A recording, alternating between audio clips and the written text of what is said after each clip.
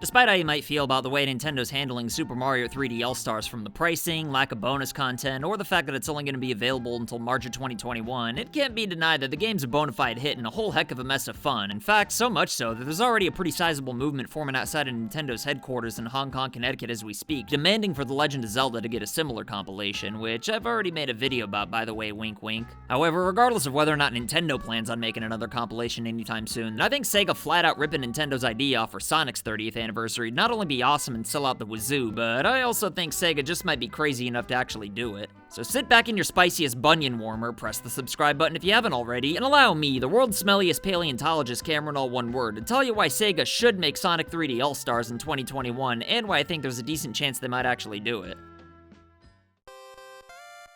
Alright, so I know that you might think that if Sega were to rip Nintendo's 3D All-Stars gimmick off, then they wouldn't make it so obvious and do it the very next year for Sonic, but like I already said, 2021's gonna be Sonic's 30th anniversary, so why not strike when the iron's hot, you know? I mean, sure, Sonic's last brand new game was all the way back in 2017, which might not seem like a very long time for some video game franchises, but for Sonic the Hedgehog, 4 years is pretty much an eternity, so I'm almost certain that the Bill Burr's gonna come out with a brand new game in 2021, especially since it'll be his 30th anniversary. And I know, 2 games in 1 year might seem like overkill to some people, but when Sonic Forces came out in 2017, it was only just a few months after the much better and cheaper Sonic Mania was ripping ass all over the place, so I wouldn't put it past Sega to double down in 1 year, especially for Sonic's 30th anniversary. True, Sonic Mania was a completely different kind of Sonic game than Sonic Forces was, but a 3D compilation would still be way different from a completely original Sonic game as well, and besides, while Sonic Mania was a 2D game, one of its main selling points was still nostalgia, which only got people that much more ready and willing to play a brand new Sonic game since it left such a good taste in their butts. But you know what, I'd bet like $10 at a 3D Sonic compilation to be just as good of an appetizer for whatever Sega's gonna come out with next, and if they really don't have anything new in the pipeline, then frig it, that's all the more reason for a Sonic 3D All-Stars to celebrate the anniversary in June anyway. I mean, it's not like it'd be very hard for Sega to just throw the thing together in like 20 minutes, so while it would still be nice to put all the classic 3D Sonic games in all the digital stores, mainly Nintendo's eShop, the novelty of a physical collector's compilation is just so much cooler, and I can promise you that if Nintendo had just put Mario 64, Sunshine, and Galaxy on the eShop digitally, then they wouldn't have sold nearly as well, possibly even without the 6-month time limit.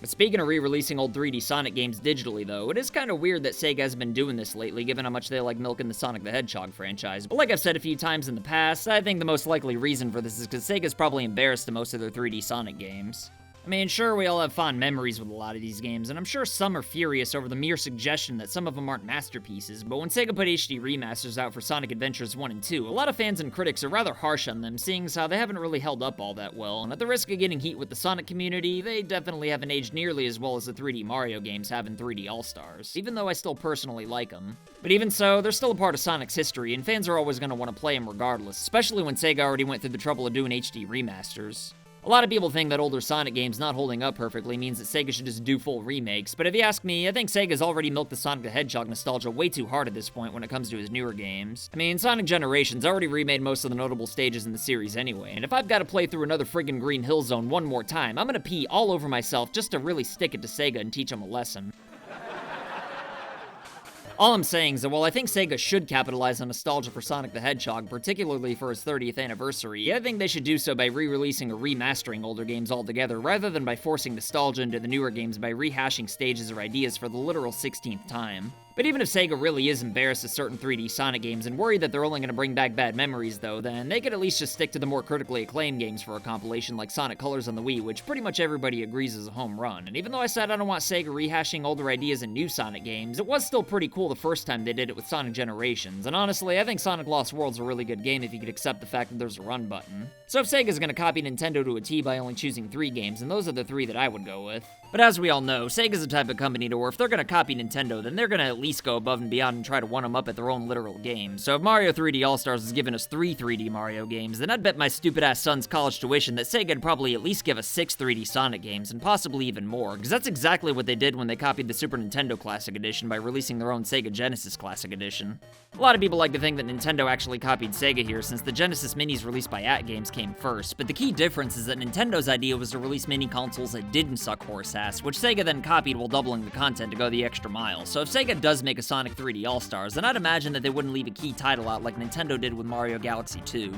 If it were me calling the shots at Sega as to which 6 games to put on there, and Lord knows that it should be, then I'd put the first 2 Sonic Adventure games on there just so that the HD remastered versions could exist on physical media. I'd also toss Sonic Heroes into the mix too, just because I feel like most people have never really gotten a chance to play this game, and personally, I've been looking for a reason to replay it since the game's initial release myself, because even though I remember some of the levels being way too long, I thought it was a pretty unique Sonic game that probably deserved a sequel. Seems pretty obvious to me to include Sonic Colors and Generations, seeing as how most of the fanbase seems to agree that they were good. But as for the 6th game, I'd personally include Sonic Lost World over Sonic Unleashed, because even though it got a mixed reception back in the day, almost nobody ever really got a chance to play it since the game was on the friggin' Wii U, so I think it'd add a lot more value to the overall package. Although, if I really were calling the shots at Sega, I'd just say friggin' and put Unleashed on there as well and make it 7 games total. But that's probably just wishful thinking, since if anything, I'd bet that Sega'd probably just port Lost World over separately. However, since I know Sega never misses any of my videos, I'm gonna have to urge that they include all 7 of these games at the very least, and honestly, I'd even say that they should go all out like they did with the Mega Collections for the 2D series by including bonus titles like Shadow the Hedgehog, the painfully underrated Sonic Advance and Rush games, and I dare even say Sonic 06. You know, like as a joke, of course. But anyway, what do you think? Should Sega release a Sonic 3D All-Stars in 2021? Do you think that they will? Or am I a total geek for even suggesting this at all? Either way, let me know what you think in the comments down below, and as always, I'll try my goddamnedest to respond to everybody at some point. But let me tell you, if there's 2 people who I'd certainly include in a Sonic 3D All-Stars compilation if there were Sonic games, then it would definitely be today's patrons of the day, Aksha and Cactus Core. If you want to be badasses like these 2, then consider supporting FU Game Crew on Patreon for loot boxes and all kinds of wacky rewards in the mail. And if you want to make cameos, then send pictures or videos of you rocking any FU Game Crew merch doing whatever you want as long as YouTube allows it, like these badasses you see before you. And as always, like and share this video if you want to help this channel grow, and if you want to prove that you're not down with registered sex offenders, then go right ahead and press that subscribe button if you haven't already. My name's Cameron, all one word, and I'll be back with more videos soon. So I want to say thank you to your loyalty, thank you for your support.